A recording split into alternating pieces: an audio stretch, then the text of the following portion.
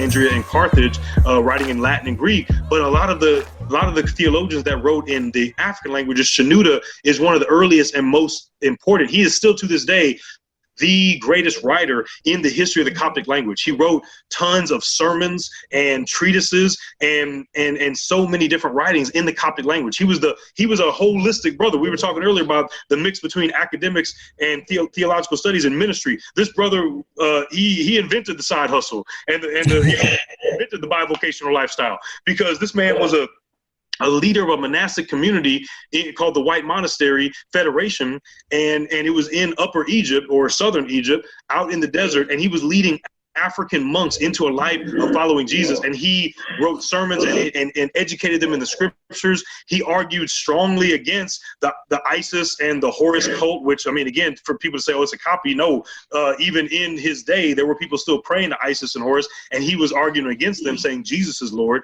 And he represented really the contextualization or the movement of Christianity really taking on the language of the native Egyptians. That from after him came many Coptic writers, but he was really the first big one. He was living in the late 300s, early 400s, and he represented both the way that Christians were deeply committed to orthodoxy and to the authority of scriptures, and rejected pagan religion, rejected their own, he was an Egyptian, and he led many other Egyptians, and many Christian Egyptians by his time had walked away from paganism.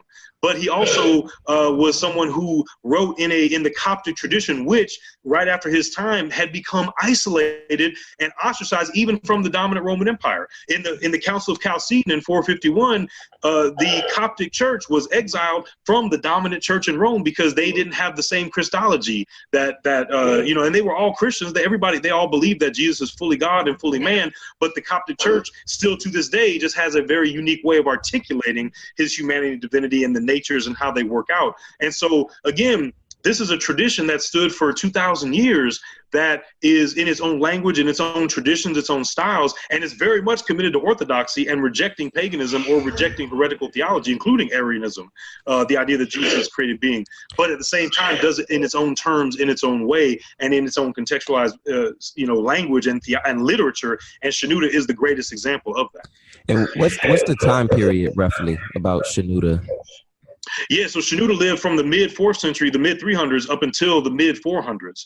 And so he actually was one of the people who participated in the Council of Ephesus in the year 431, where they were arguing about, whether or not Mary was the bearer of God, the Theotokos. And so, he passed away right around the time of the Council of Chalcedon. And really the 400s was kind of the main time where he was really writing a lot of his literature and sermons, and he really developed an entire tradition, because after him you see other Egyptian leaders who began to write sermons and write Coptic literature in the way that he did. If you